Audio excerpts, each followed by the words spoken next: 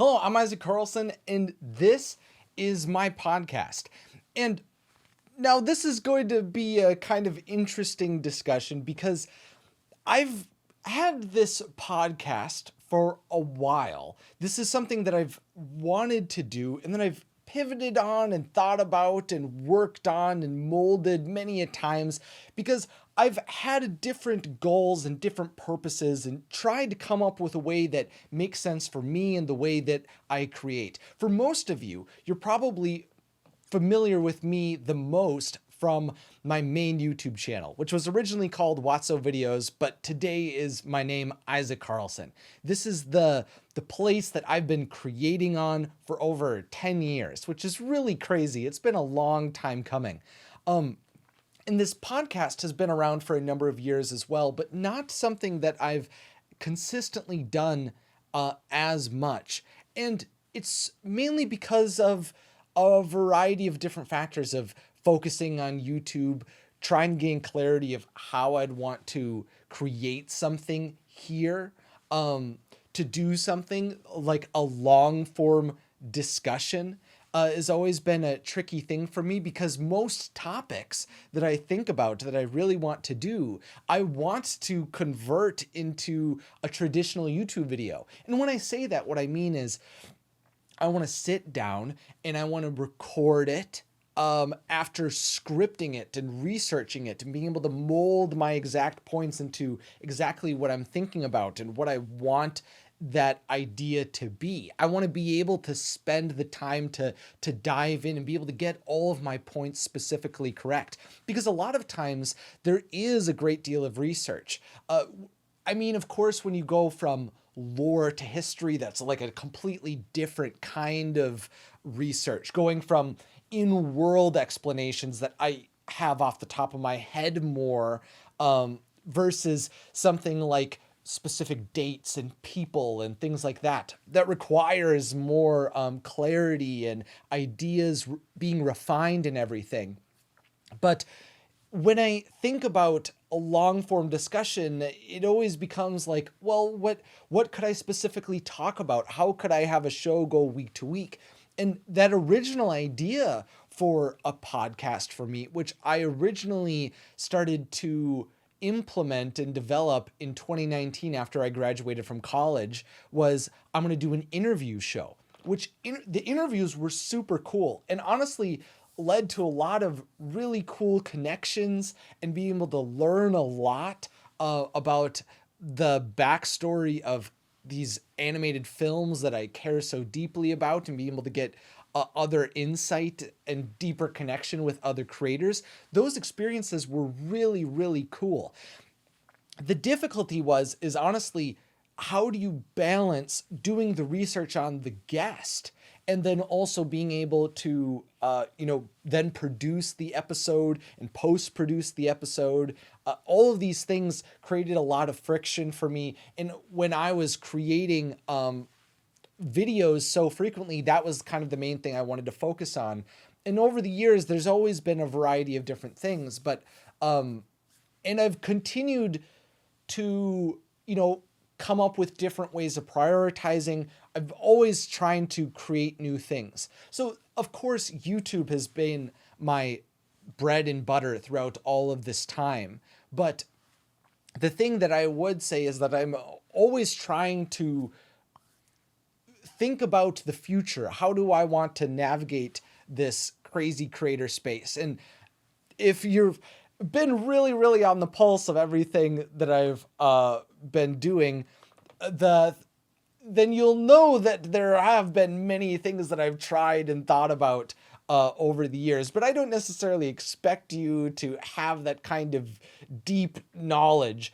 The people that really got the brunt of all of the crazy ideas I had were the people that supported me over on Patreon, as for a long, long time I've done live streams weekly. Now that's something that is kind of went on hiatus this year due to a lot of personal health issues and different things like that. But I've chronicled a lot of the crazy ideas that I've had over the years. And one that I worked on for a long time was a travel agency which again, I feel like I'm going down a deep rabbit hole. But the point is that I think I've got some clarity on how I could run an individualized podcast where I could be able to speak on it. And this is kind of the first section that I want to have of the podcast, is this kind of like life updates, being able to give you some thought process about what I'm thinking about as a creator, what's kind of going on in my creative headspace as I'm thinking about things. And this kind of segment that I'm running right now is an update around this podcast.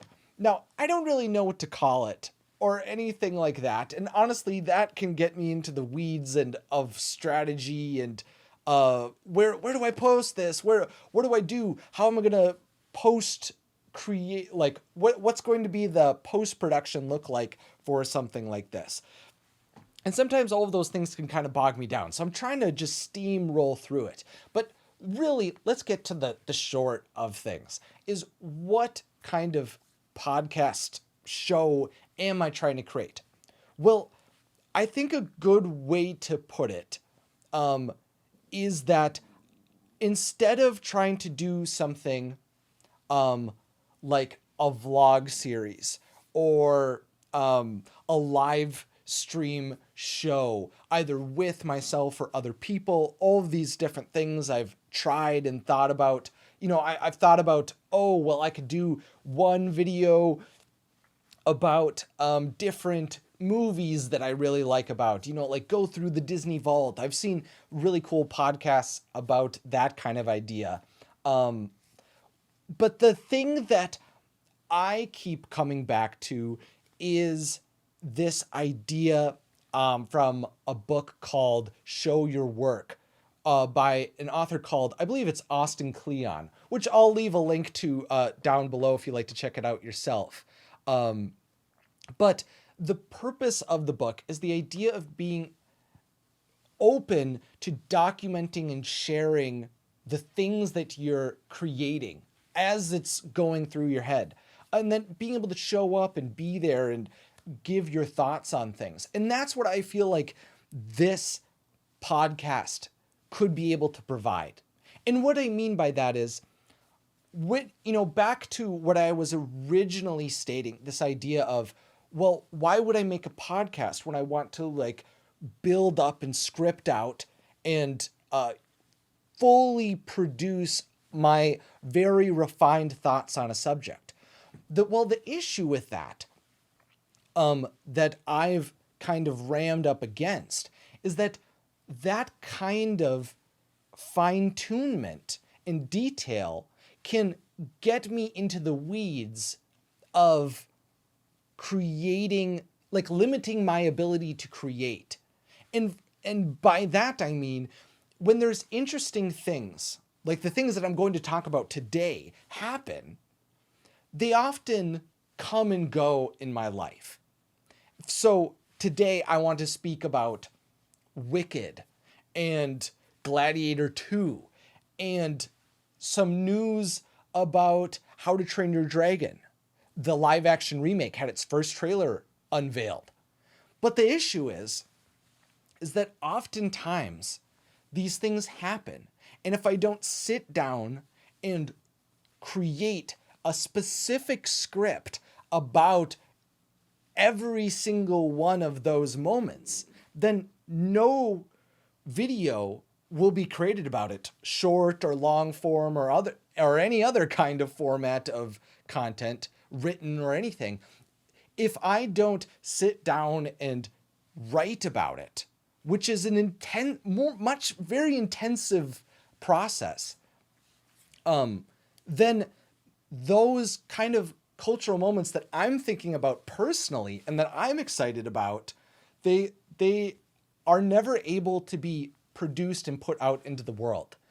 And I don't enjoy having these kind of video ideas and thoughts that I want to share. I wrote down in my notebook that why are there things on the cutting room floor? Like I was in kind of a brainstorming session of like, what are some of the limiters of getting videos out? And that was one of the things I wrote down. Like, well, the thing is sometimes I feel like, well, why don't I produce more videos? But oftentimes it's not that I don't have ideas. The ideas I have aren't being put out into the world, which means that I need to reduce the friction or have some kind of system in place that allows me to put out some of these ideas. So what I'm kind of imagining this show to be is a place to be able to document, to be able to capture, be able to allow me the freedom to speak on a variety of topics, and then decide from that point if these ideas are able to be turned into a main channel video. So this is kind of like the rough cut. This is the behind the scenes thoughts of myself. These are the conglomeration of a week's worth of different ideas and concepts and things that I'm thinking about. The things that I'm watching and the things that a part of the news cycle that I find interesting, and also being able to document more of what my kind of creator experience is. I have a lot of ideas about what it's like to be a creator, how I'm thinking about moving forward as being a creator, especially in kind of the place where I'm in, where I've been a YouTube creator for many years, for 5 years after college. And where do I go forward at this point? What do I want to do? How could I become something like a filmmaker? These are all of the kind of ideas that I want to be able to put into a podcast like this. And so if you have ideas of what this kind of show could be, or a title for it specifically, or if there's topics that you have a desire for me to talk about specifically, please let me know. I would love to get your feedback on what something like this could be. But I'm excited about having some kind of long form kind of content too, because I feel like this is where the true depth comes. This is where you can get a deeper sense of who I am when I'm not being scripted, where I'm able to speak freely. And I want to be able to go deeper, to be able to speak on this, all of these different topics that I care deeply about. And so that's kind of where I'm at right now. I'm starting this podcast series. And this is really, I would like to articulate this too, that this is like a trial run. I don't really know how this is going to go. I am hopeful though, because this seems very in line with, this feels very aligned with a lot of the different things that I've been thinking about over the years. How do I share more? And I feel like being able to have a time each week to be able to sit down and speak to the camera about a variety of things is a great starting point. Now, let's go into the first segment, I suppose. See, this is the weird thing too, is that I don't really know the correct language of the podcast world. There's a variety of podcasts I've listened to over the years, but I don't really know how to navigate it. But regardless, we're going to go through this together. And the thing is that I know that this is a journey and that it will become more refined over time. But maybe it also won't. Maybe this is part of the beauty of, long form discussions, is that it's a free flowing endeavor, that it doesn't need to get more refined. I don't know. This is kind of the creative philosophy coming through of how do you think about creating something like this. But now, regardless of what that kind of direction looks like, let's go into the first segment that I'm kind of thinking about calling what I've watched. So these are the movies, the shows, the regardless if it's theatrical or television, these are the things that I've been thinking about and caring about. And I think there's no better place to start than Wicked. So, what did I think about Wicked? Well, I personally thought it was fantastic. And this is something that I honestly was a little bit surprised by. For some context, I originally saw Wicked with my mom theatrically years ago when I was in elementary school. And I believe that this is the first Broadway-styled musical of a tour or in New York. This is kind of like the first one I ever really saw that was pure Broadway musical. I had seen other shows and different things throughout my life, but Wicked was kind of the first one. And my mom bought the CD. We listened to all of the music, and so going into the movie, I was very familiar with the music and the characters and the story. I knew of what was going to happen. I was very familiar with it. And honestly, going into it, I was kind of concerned that it was going to be more akin to a live action remake than to a feature film. That's kind of how I was feeling about it. And that wasn't necessarily a fair assessment, but it was kind of the idea of we're taking this story from this specific medium that people already enjoy it in, and we're going to transfer it over to a theatrical movie. And honestly, I had heard rumblings about it for a long time, the idea that Wicked was being turned into a movie. But when I actually found out that it was going to be happening and was moving forward and it felt very real was when I was touring the Universal backlot. There was a giant poster for it on the side of one of the sound stages, and the tour guide was saying that they were filming it there, that it was already being recorded. So that was, I think it was like 2022, 2023 or something like that. But I was in the backlot when they were recording this. So that's kind of cool. And it's really cool now seeing all of the incredible sets that were produced for this show. I was really taken aback by all of the intricate detail of the sets, the costumes. I was completely pulled in. And honestly, as soon as the movie began, all of my nerves about it, all of my concerns kind of faded away.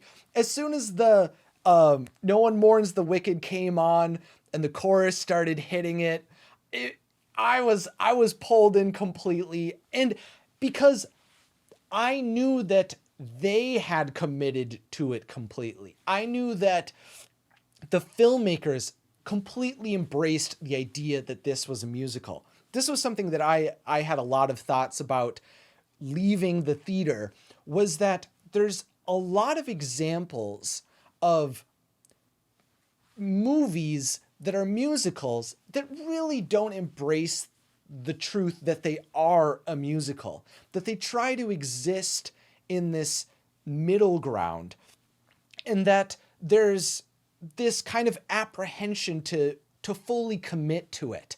And I felt like that in Mean Girls the musical, for example, where they removed songs. They didn't have people in place that were fantastic singers to be able to capture the emotion of it. It felt like there was a lot of things done that held it back from being a great musical. And there's examples of that in Disney live action too, where songs are stripped away or reduced, and the musicality, the Broadway musical feeling that is embedded into the original story is completely stripped away to make it feel more live action or something. And Wicked doesn't do that. Wicked has all of the songs. They go full tilt into it. They completely commit to making it a Broadway musical. And I think that is the way to do it. That if you're going to adapt something that people already care about, you can't be ashamed about what it is. If you're going to create a musical, you have to love musicals. I don't understand that kind of dissonance, but Wicked doesn't. And I could feel that immediately. And they don't reduce the length of the songs either. Again, one thing that I think about is Finding Nemo the musical at Disney World, is that it was a built-out show that was 35 minutes, but after the pandemic, it got shrunk down to try to save time and reduce costs and reduce complexities. And again, it's that kind of feeling of like, we're shrinking the impact of the art to serve some other purpose. And again, Wicked doesn't do that. If anything, it kind of pulls it along a little bit, too much. And that's the only thing that I started to feel as kind of a downside of the Wicked being two parts, is that the first part started to have some pacing issues really only towards the end. There's a lot of rapid fire feeling at the beginning of the movie in a good way, that there's so much going on. There's so many songs happening. It feels like we're going at breakneck pace. And then in the end of the film, I don't want to give too specifics, but when they go to Oz, they go to the Emerald City, it kind of began to slow down a lot, and moments were really started to feel stretched a little thin. And honestly, it felt like it reduced some of the impact of those moments because they weren't able to happen in the way that they were originally meant to be paced. And maybe that is just being exacerbated from the fact that I'm very familiar with songs like Defying Gravity and know how the emotions are typically built in that song. And so when it starts to feel chopped up, there's a little bit of like feeling of like anticipation for every moment that I'm like expecting to happen. But beyond some of that, it didn't really decrease my enjoyment overall though. But I would like to say that the standout for me in Wicked was actually Ariana Grande, and as Glinda the Good Witch. And which honestly really surprises me, because I was kind of concerned that she was going to be distracting for me as someone who's just kind of aware of her from Nickelodeon and as a pop star. I was concerned that I wouldn't be able to see Glinda come through and that it would just be Ariana Grande to me, but that didn't happen either, which again is like this really nice surprise. There's so often it feels like there's times where you go to the cinema and you have expectations for what you want this to be, and Wicked in a lot of ways exceeded them. And for one aspect is Glinda. Glinda was so funny and charismatic, and her development over time felt very real, and I appreciated all of those moments. Her charisma just is able to like leap off the screen, and Glinda is really the standout for me, honestly. And I can't think of a lot of other things to state on it other than I did appreciate Elphaba as well. And honestly, the whole cast of characters, everyone is so good and so on the money with their musicianship. And it really honestly took my breath away. It was a really great experience to go see it in the theaters. And honestly, I would say that if you have a deep passion for Wicked, then it's a no-brainer to go see. But if you like musicals, and even if you haven't seen Wicked before, there's a lot to appreciate in this film.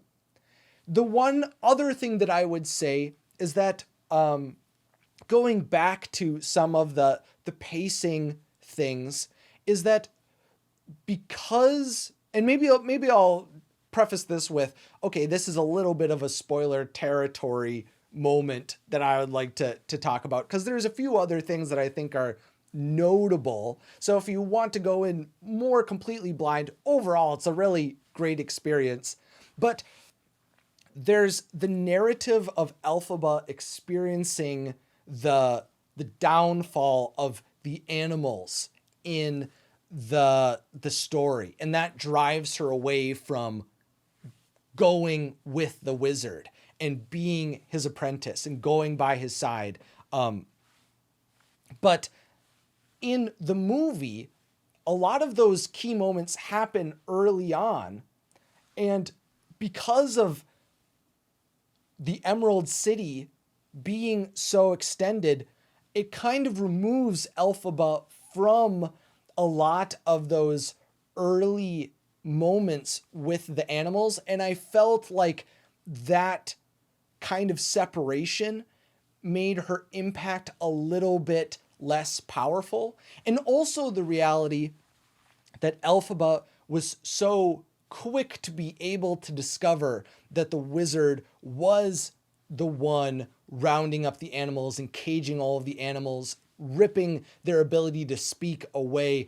Having that kind of realization, that turn from Elphaba, was very dramatic in a film where we spent so long in specific moments having stretched out. I think having that realization be sat with longer, maybe even showing more of the wizard's darkness, a bit of his villainy and authoritarianism, like showcased a little bit more in that moment, because it honestly felt like his intimidation didn't feel very strong and palpable in that moment. And I think that kind of took away some of the bite, because a lot of the animal moments were really good. See, the goat teacher being taken away was tragic. The lion being caged was not a fun thing to watch. And so seeing all of those moments together, I just wish could have been paid off in a stronger or deeper emotional way. But the peak moment of defying gravity is still powerful. Even though, again, I feel like the pacing issues sort of stretched it to a bit too much for me, where I would have preferred to have some of that kind of momentum. But seeing Glinda and Elphaba become friends and be torn apart is still a entertaining, a tragic story, and I am really excited for part 2, which is coming out in a year, which I'm really excited about. I think that's a great way to do 2 parts, is that one comes out one year, one comes out the very next year. I'm very appreciative of that when films like Avatar take many, many years in between their multiple parts. So I am really appreciative of everything the creators of Wicked were able to accomplish. Big hats off. It did wonderful. And if you are passionate about musicals and love musicals, I think you will absolutely enjoy it too. Now, another thing that I've recently watched is The Cher Show. Now, this isn't a movie. This is actually a Broadway musical that's on tour. And I saw that, I think it was like a weekend ago or 2 weekends ago. And no, it was a week ago. I'm like getting in my head just thinking about it. But the Cher show was really good. I have season tickets right now to the Dr. Phillips Center in Orlando, Florida. And it's really cool to be able to see so many Broadway shows. Speaking as someone who really enjoys musicals and Broadway shows, I've really been enjoying being able to have access and be able to see new shows. And this is one of those where I really knew nothing about Cher going in. I really knew nothing about the musical or the show going into it. But once I saw it, it was very entertaining. It was very awesome. It was cool to have this story be told through 3 different versions of Cher. That's how the story is communicated. And I thought it did a really wonderful job of being able to have the young version and the older version and the middle version being able to communicate with one another throughout the show as critical moments happen. It felt very cool to see the rise of this powerful pop icon. And I really didn't realize all of the music that she produced and the many eras that she had to endure and go through. And I think seeing that transformation, especially as someone in their mid-20s who has to continuously navigate the weird digital social media age and that be my profession, knowing that reinvention is something that is always going to be coming my way. It was cool to be able to see someone who went through that kind of transformation over and over and over again and was able to triumph. Now, the other movie that came out this week was Gladiator II.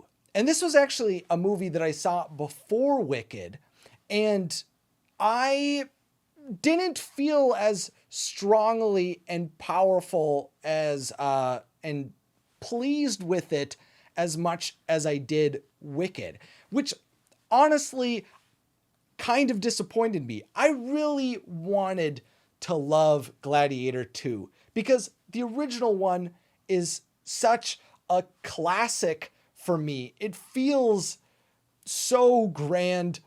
I connect with all of the characters so deeply when I watch it. The story of Maximus is so powerful.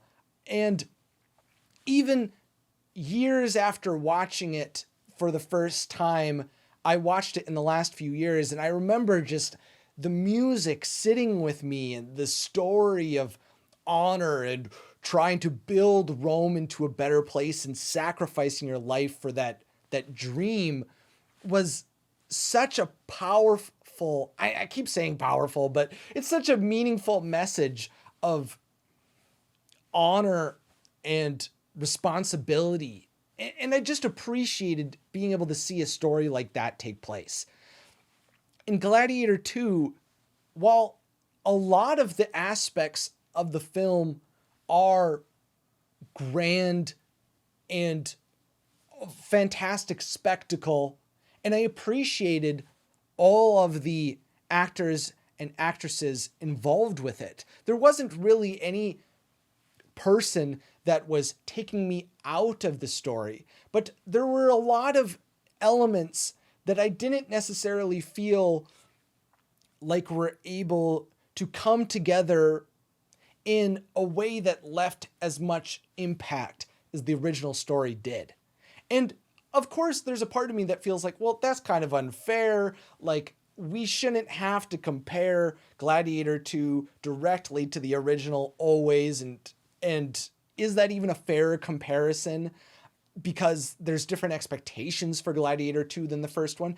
But that's really the inevitability of creating a sequel, is that they're going to be compared against one another, because the truth is that the sequel will always have ramifications for the characters and the world and the story of the original. And so if the second film of any series does things to degrade the impact of the original, those kind of things are important to discuss. And now this is going to be a bit into the spoiler territory, so just want to lay that out clearly. But in this sequel, the main gladiator is said to be the child of the daughter of Marcus Aurelius, the original emperor from the first Gladiator film, and his father was Maximus. Now, I understand why they did that, because now the main gladiator is now deeply tied with the original gladiator Maximus. But unfortunately, what that does is honestly degraded my idea of who Maximus was. Like, when was this child created?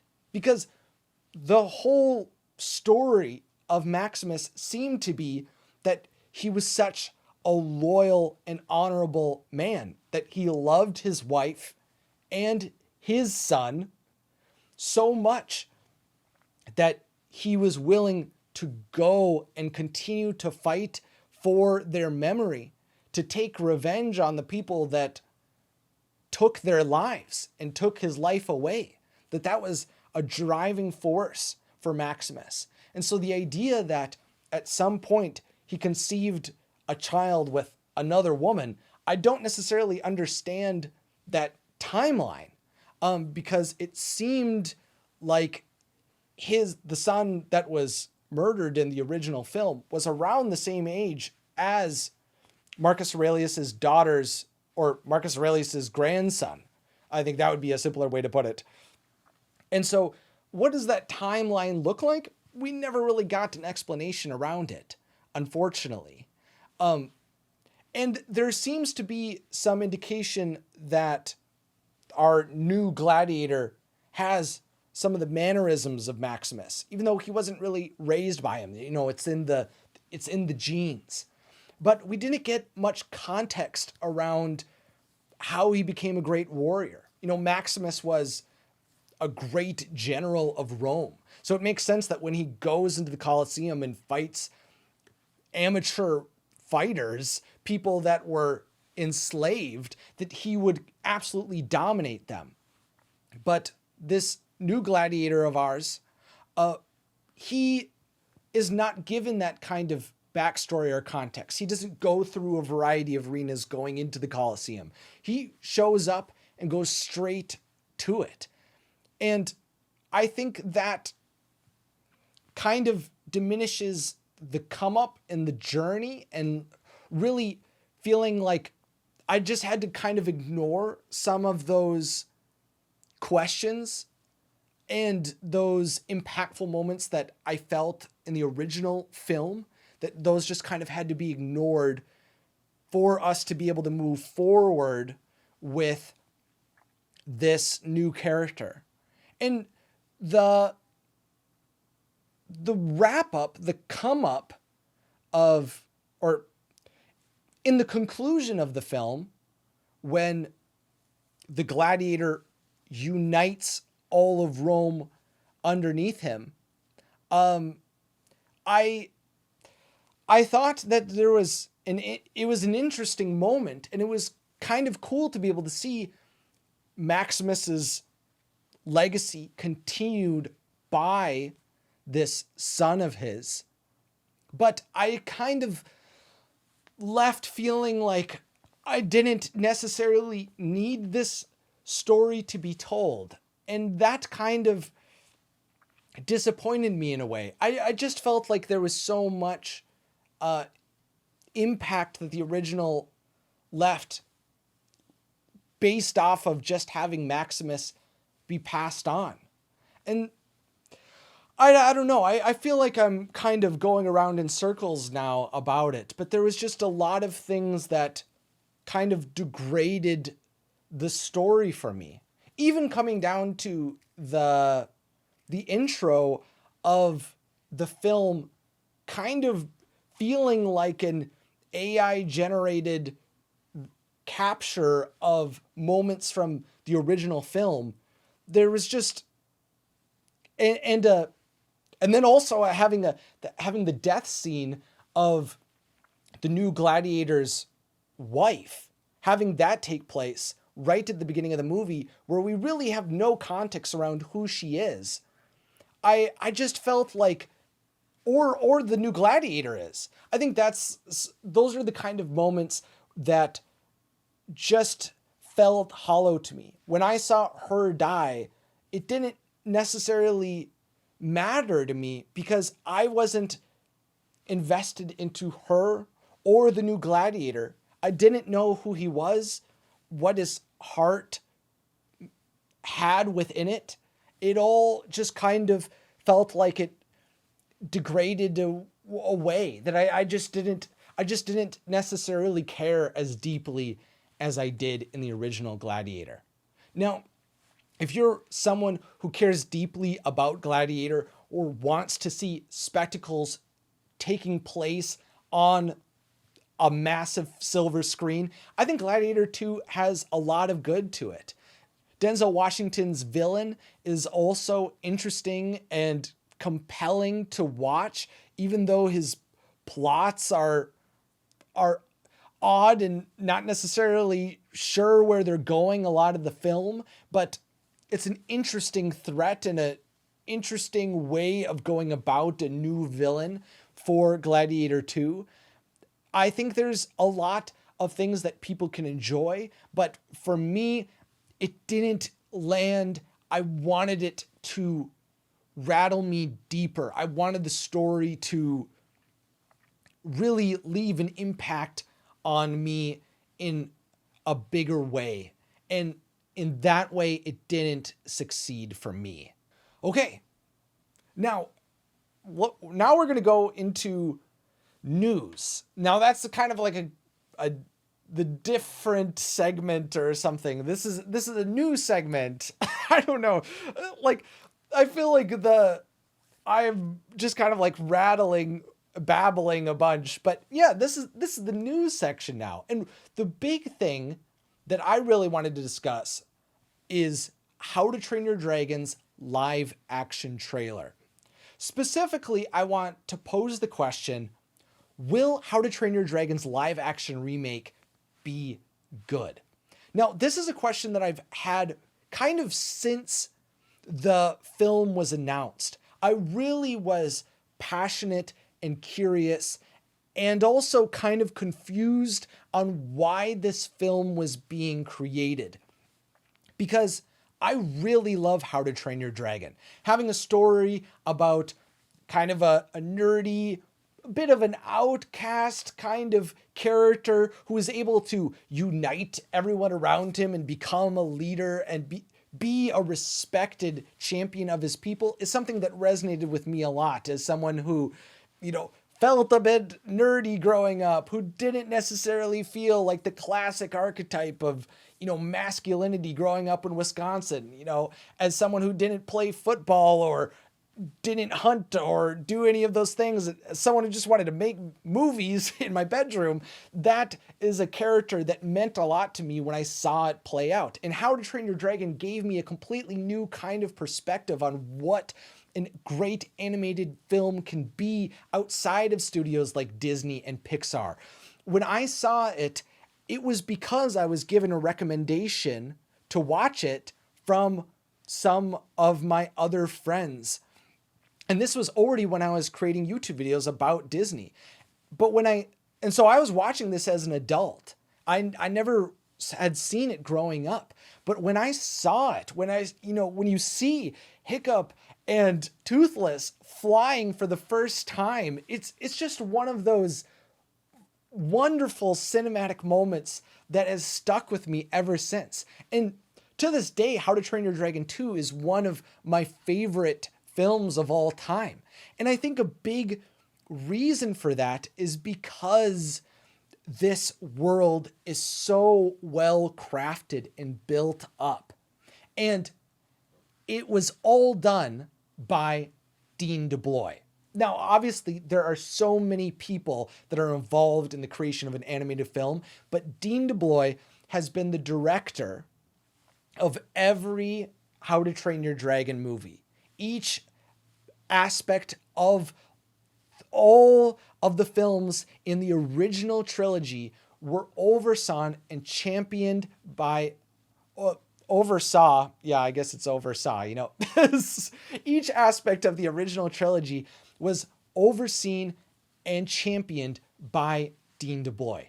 Now, if you don't know who he is outside of How to Train Your Dragon, the first thing he ever storyboarded at Disney, because he originally was working within Walt Disney Animation Studios, the first thing he ever storyboarded was Mulan leaving her parents behind. That montage that pretty much was shown in the final version of Mulan was storyboarded originally by him and pretty much had no changes. That was the first thing he ever did for Disney. Now, after that, he became a storyman on Mulan permanently from that, and he went on to co-direct Lilo and Stitch.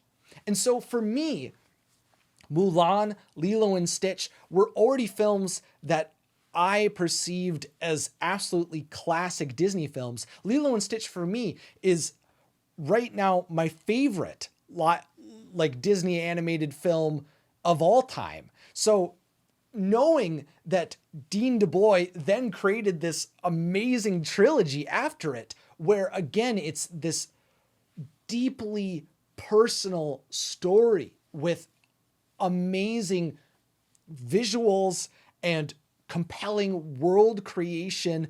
There's so many aspects to How to Train Your Dragon's universe that are established to create just such a beautiful and compelling story.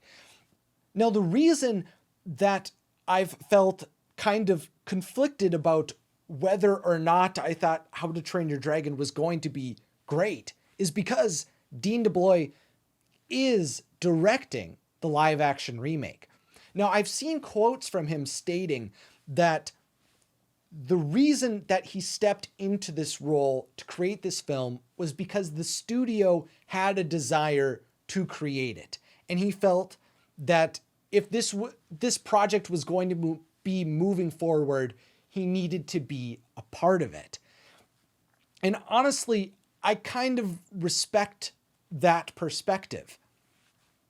Because now, moving forward, any alterations to the live action story are going to be overseen by someone who truly understands the characters and the world. He has an understanding of the characters, where he took them, where the world makes sense to be altered and shifted, and what aspects of the characters in the world need to stay consistent. He just has a deep understanding of how this world functions and the direction of where it all goes. And so I have a lot of faith in his ability to execute on a story, because all of the stories that he's led have made a big impact on me. But of course, the reality is that the con of Dean DeBlois overseeing How to Train Your Dragon's live action remake is that it won't have a new perspective going into it. And I think that's kind of a debate. It's kind of a pro and a con.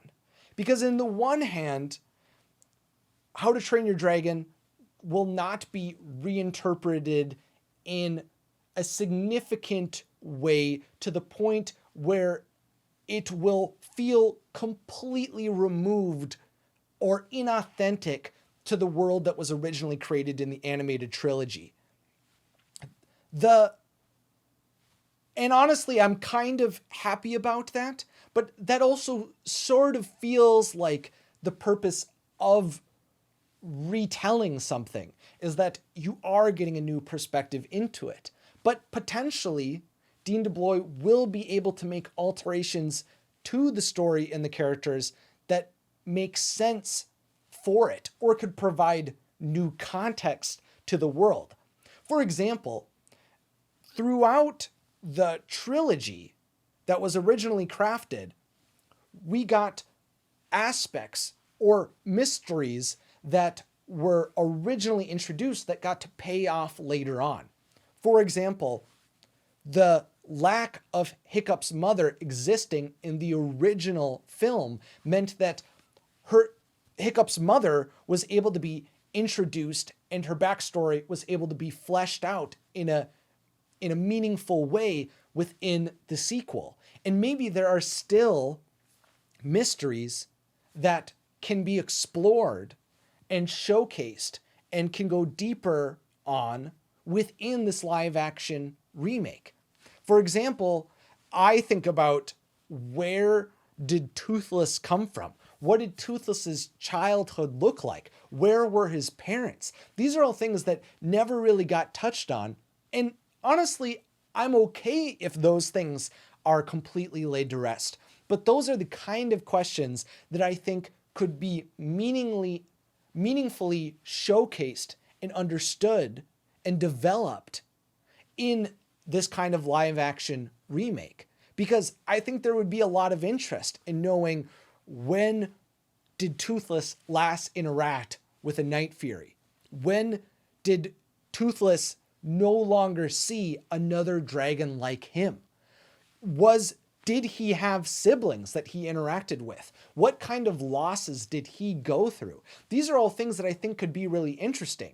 Of course, the story is told through Hiccup's point of view, so it makes sense that some of those questions were never able to be answered. But again, those kind of questions I would only really want answered by someone like Dean DeBlois, who understands this world, and when he adds to it, I feel like it will be a more impactful way to go about adding to the world.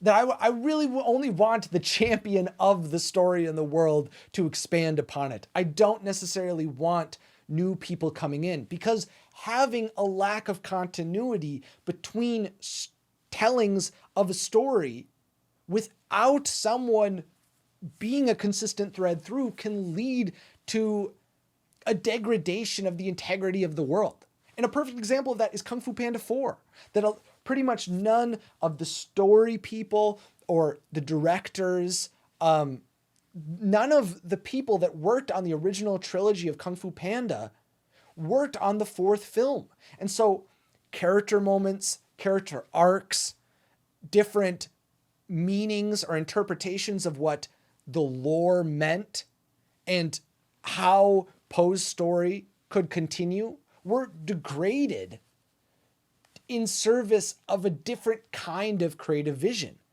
But that won't happen with How to Train Your Dragon because of Dean DeBlois' oversight on the project. And so I appreciate that he's stepping in, even though the big issue is that it feels like, why is this even happening? That's really the downside to all of this, is that there's always the question of, why is the story being told at all? Because we already have How to Train Your Dragon. It came out years ago, but it's not even like 2 generations removed. There's so little time between the original story coming out and this live action remake. And so regardless of how good the remake is, it's just too close to the original that it's going to feel, I don't know, that it feels tired. It feels very modern Hollywood. That it feels like we're just ripping the IP out of the things that we all care about and juicing it for however long we can possibly do it for. And that it just, like, it can feel like it's just not being done for creative motivation, that it feels like it's being done for corporate bottom lines and a desire to profit from our deep connection with the world instead of being motivated by an artistic vision. And the thing is like, I'm not saying that I think we should have a How to Train Your Dragon 4, but it feels like that's how I often feel about these live action remakes, is that I would rather introduce new stories or new characters or expand the stories that already exist. I would rather go in that kind of direction, forge new ground, versus going back to retell stories that were just created. I mean, like the Hidden World that just came out 5 years ago. Like, and so the idea that we're already remaking the original movie in the trilogy just feels so wild and foreign. And I don't think anything the team behind How to Train Your Dragon can do can ever escape that. Regardless of how much passion and energy and just pure love for the subject go into the How to Train Your Dragon live action remake, they are always going to be plagued with the reality that the original film exists. And that's not their fault. It's just the reality, the work that they're doing is just clouded by that reality. So no matter how much we connect with this new Toothless, we'll think of the old one. No matter how great Toothless will eventually look flying through the sky in live action, we'll always be thinking about the animated film as well. And no matter what happens, and no matter how cool, like something like Toothless and Hiccup fighting the Queen of Dragons is going to look on screen, it's just always going to be, I don't know. It's just like, we're just always going to be thinking about the original. No, we'll just always be thinking about the original. I'm hopeful that the live action remake will be able to stand on its own in a meaningful way and explore new mysteries and go in new directions. But I think for the most part, we're going to stay true to the original story. And in that case, I think we're going to be left longing for the Burke that we remember from the original animated films. Now, we also got a new teaser for Pixar's next film, Elio, which is really interesting because this is actually their second teaser trailer, because Elio was originally supposed to come out this year. Yes, this year, but obviously it didn't. It got delayed. And so we're getting to see kind of wildly in real time the differences and the similarities between the initial view, the original direction of where the film was going, and how the film was getting pivoted. I mean, Disney and Pixar didn't even take down the original teaser, so it's still up there, but it is completely obvious that these are going to be two distinct versions. And there's been a lot of moments like that in Pixar's history. I mean, for all studios have this kind of experience where film's going in one direction, it needs to get pivoted. Every film goes through that. But the fact that they were forging ahead and needed to do such a massive pivot after releasing a trailer is so wild. Like that, typically you only want to talk about the pivots after you have the great product, or have the great story, have the great movie. But now we know that something very different is going on. I think the big difference between the original teaser for Elio and the new one that we have is that the main character, Elio, seems to now want to be abducted. Originally, he seemed to be pulled against his will and was brought into this alien world with a lot of fear and reservation. But now it doesn't seem like that at all, that he was actively trying to be abducted, that he's some kind of space enthusiast who is isolated from the people around him because of his obsession to go meet aliens from another world. The original teaser also has this kind of like trial of Earth, and it seems like there was like this threat against the planet, and they also were threatening to erase his mind. So that also made him feel pressured to claim that he was going to be the leader of Earth. Whereas now, again, it seems like he's kind of volunteering for it. So this is very interesting in my perspective, that we're getting kind of a new Elio going into this film. And it'll be interesting to find out what the direction of the original film was going to look like with a character that had so much fear inside them.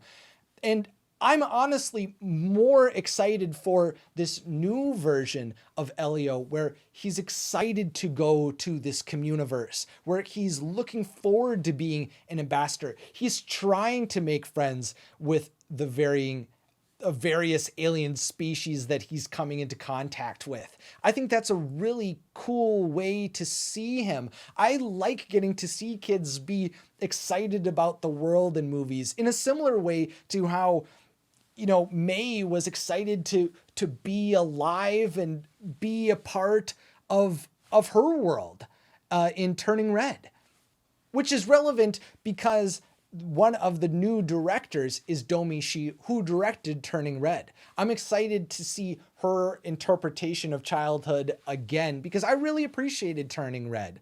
Now, the visuals are very Strange World-like.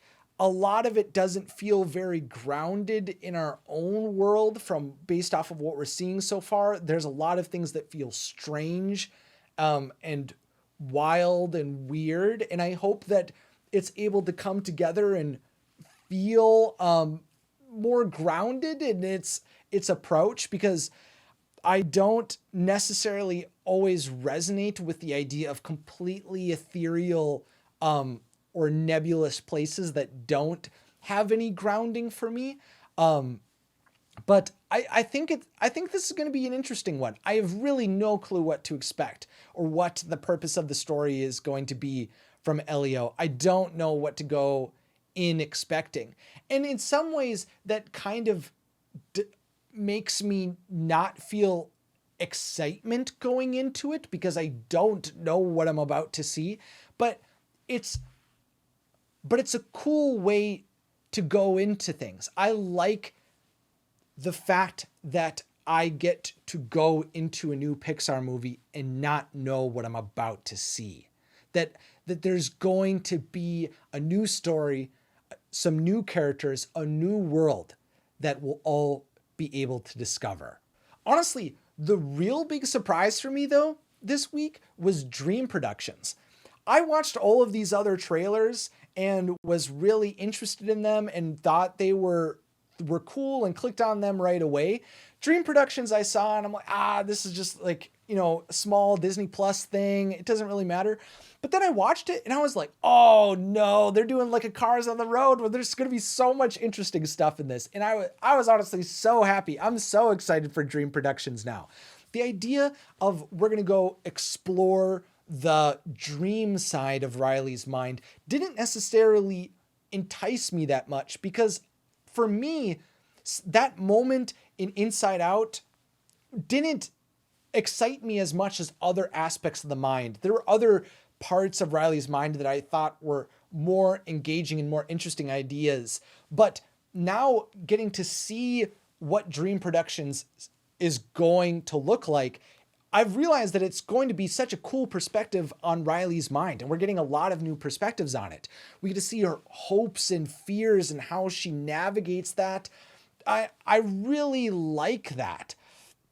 I like Joy mentioned that dreams allow Riley to process memories in a deeper and new way, and I think that's just such a cool I just think that's such a cool way to go about showcasing what dreams mean to us. And it seems like I also thought that we were just going to purely exist in the studio of Riley's mind, but I'm glad that we got to see moments of panning out to Riley again, that this is going to be focused on her and her experience. And I'm excited to go deeper, understanding Riley and what motivates her, what is actually going on in her brain, especially because we're going back to the in-between years between Inside Out and Inside Out 2. We're going to get to explore her friendships more. There's just so much that there is still to discover about Riley. So I'm really excited for what Dream Productions is going to be able to offer. Now, there was also a trailer for The Bad Guys 2. And honestly, I gotta say, it was the thing that I was the least interested in after seeing it. I thought The Bad Guys was a good movie from DreamWorks. I thought it was a pretty harmless experience with really interesting and fantastic visuals. I thought the visual elements of it really were the most fascinating for me coming out of the original film. I think it's cool that there's a Bad Guys 2. It's just not necessarily the thing that I'm like the most hyped about, but it seems like an interesting next step for the characters. I'm glad that this kind of visual style is able to continue and to be developed. And honestly, that's the main thing that I'm really excited about. I even read in the Wild Robots art book that aspects of the Bad Guys' visuals were able to be used. That technology was able to be integrated into the Wild Robot. And so I think like that is something, honestly, what I'm most excited about is the Bad Guys continuing, is that new visual styles are continuing to be able to be invested in so that we can continue to get new perspectives, new visuals continuously coming up from the screen from a, well, inconsistent, a great studio like DreamWorks. And finally, the other crazy news thing that happened was that Disney World is getting a new Monsters Inc. land where Muppets Courtyard is in Disney's Hollywood Studios. But we also got that there is going to be a retheme of Rock and Roller Coaster featuring the Muppets. And honestly, I really did not expect that kind of turn of events at all. It kind of makes me sad because Animation Courtyard, it just feels like this huge empty area right now within Hollywood Studios. I was really hoping the Monsters Inc. land that was originally introduced to the world at D23 was going to go there, but it seems it's going where Muppets Courtyard originally is. As for Rock and Roller Coaster, I'm glad that ride is going to exist in some form. Personally, I'm totally okay with that being rethemed and everything. There's reports that there is work being done to try to preserve Muppet Vision 3D, which was the show that was created by Jim Henson. It was his last project that he produced before his passing. That exists in its last iteration at Disney's Hollywood Studios. So I'm glad that that is being continued in some way. But otherwise, I find it very interesting that individualized, specialized lands are continuing to be produced in Hollywood Studios. Again, I feel like, well, I mean, not necessarily again. I feel like Hollywood Studios is a very confusing park for me right now because it feels like there's this middle ground that still exists between we're going behind the scenes of movies versus we're going into the movies. But I just don't understand how Disney's Hollywood studio has its own identity. And while I think it's really cool that we're going to get a coaster where we're going through the Monsters Inc. We're doing the door coaster. Like, that's such a cool idea for a ride. And I'm glad that it's existing in some form and is coming to Disney World. But I just don't necessarily truly understand how Disney's Hollywood Studios stands apart and exists in the greater Walt Disney World ecosystem.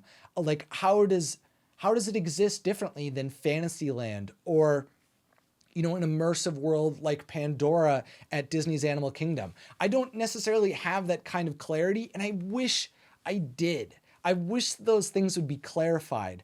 While I think, the park has a lot of great and entertaining aspects to it, I think that's the thing that I just wish I understood on a deeper level about this park as it's continuously going through its transformations. Now, for the final aspect of this podcast, for today at least, I want to do fun facts. Now, what the heck is fun facts? Well, the thing is I read not a lot in my history. No, that's not what I wanted to say. The thing is recently I've been reading a lot of really good books about Disney's history, especially. But I also have the ambition to read about film history and how films are made. And I wanted, again, this idea of, I wanted a medium to be able to share some of the things that I'm learning about. And that's the idea of this segment, is I want to be able to share the fun and interesting things that I'm learning about. And right now, the book that I've been reading a lot is Disney in Between the Lost Years, 1966 to 1986 by Steve Anderson. Steve Anderson directed Meet the Robinsons and Winnie the Pooh from 2011. So he is someone who worked at Disney for many years and then wrote a book about the years at the studio after Walt Disney's death. The first thing that I wanted to share is this idea between how Walt Disney thought about story versus the man who stepped up to take Walt Disney's place within animation, Woolie Reitherman. Now, Woolie Reitherman, he is one of Walt Disney's 9 old men. He worked in animation, did fantastic animation, and he kind of stepped up to be the director and saw a lot of the films that Walt Disney Animation Studios produced after Walt Disney's death. But the big distinction is that while Walt focused on story, Woolie focused on sequences and the artistry of animation, whereas story came second. According to animation director John Musker, this is a direct quote, "Animation was king to the extent that everything was below animation, layout, story, everything. Story people had turned kind of yes men into kind of yes men for the director, and they were not given as free a rein. And under Woolie, I think the animators were elevated to that godlike status." And so I think that's such an interesting point, because when you look at the original animated films from Walt Disney, the Snow White, Bambi, Dumbo, they're all so story driven. Whereas later films, there seems to be a string of events that were kind of stitched together, and the development of the characters, those kind of character arcs, were reduced. And I'm not saying that people couldn't connect with them or that people didn't connect to the characters and stories that came later, like Aristocats and Robin Hood. But a lot of those early films or the films of the 1950s, Peter Pan, Lady and the Tramp, Sleeping Beauty. There's this deep care for the story. And the more that the story is developed, the deeper we can understand the characters. And our deep connection to the characters is what allows us to have a deep connection to the story overall. We have to care about the characters and see them grow and develop and go through trials. But if the story itself isn't a primary focus, then the artistry of the animation is, that doesn't leave as deep of impact, which explains why, a story like Snow White is continuously celebrated and looked back to and is remembered in Disneyland and continues to be someone that people of many, many generations still continue to look to, where there's other Disney films that have kind of faded away, that haven't left as deep of impact. And I think that focus on story versus animation is a big reason that is. And I just think that's such a fascinating point of distinction between those different eras after Walt Disney's death. I guess this is another really interesting one, is that Ron Miller originally believed that Don Bluth was going to run Walt Disney Animation next. And so let me provide some context. Ron Miller was Walt Disney's son-in-law who ran a lot of aspects to the studio after Walt Disney's death. Don Bluth, he eventually left Walt Disney Animation Studios. He got his start there. He was a champion for a lot of the young people there, but he was really seen as the next era of Walt Disney Animation, that he was going to run the studio someday. But of course, that never happened, because before any of that could take place, he left. It's just really crazy seeing this story take place of Don Bluth throughout the years, because I'm familiar with him, most notably for American Tail and Land Before Time. And so hearing about how he kind of rebelled and created this like leadership persona and was working on these short films and talking about it and doing meetings for it in the studio, and seeing him kind of like pull away, I'm really curious to see what's going to eventually pull him completely out of the studio. But the fact that he was supposed to go and run it is really crazy, knowing that that moment would never come. Okay, no, this is the last thing that I really wanted to talk about, is that originally the artwork that animators created was stored in the basement at the studio where all of the animation was being done. And it was just kind of like thrown together. People would kind of like go and take art as needed, not really preserve it. There was stuff that was rotting, and it was just in absolute chaos. And it was originally called the morgue, until a man known as Don Hahn and a variety of other people who worked in the morgue to keep all of that information and art history preserved, Disney history, when they stepped up and they decided that it should be treated with more respect and with a deeper understanding of chronicling the information, Don Hahn went forward and turned it into the Animation Research Library. They started cataloging all of the artwork that they had and doing more to keep it temperature controlled, and made it a much more built out system. And so Don Hahn is actually someone who became a producer for films like Beauty and the Beast and The Lion King, and he eventually created documentaries like Waking Sleeping Beauty. He has been involved in so many aspects of Walt Disney animation history.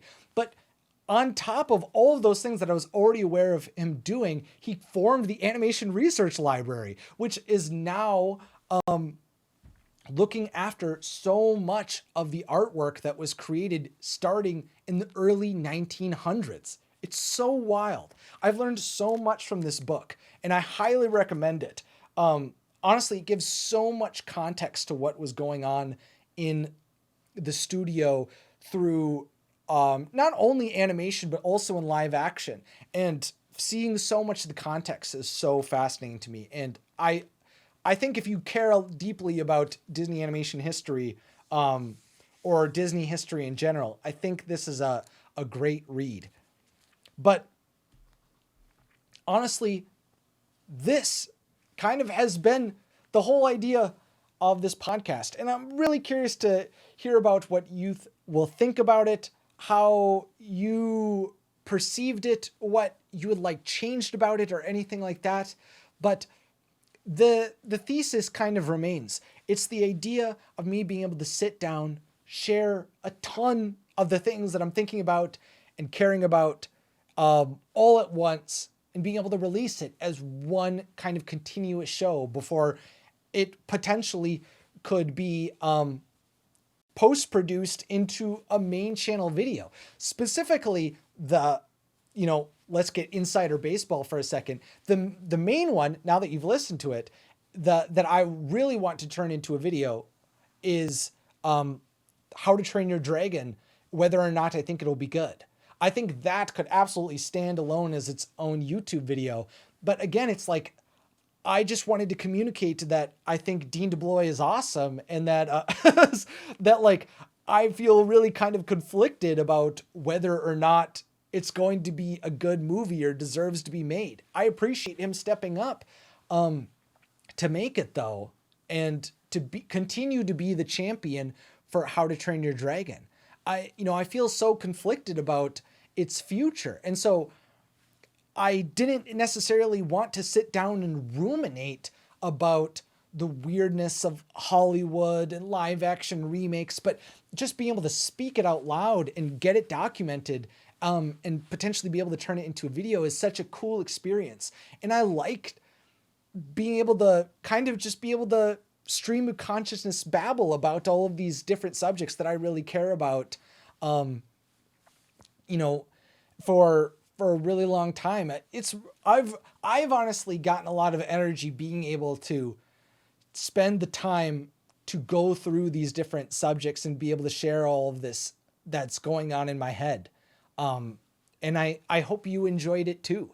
And I look forward to continuing to explore this format, to explore this series, and to see where it'll continue to go. If you'd like to give feedback on how you feel about this podcast, consider reviewing us over on Spotify and Apple Podcasts. But otherwise, I'm Isaac Carlson. Thanks for watching and listening, and have a magical day.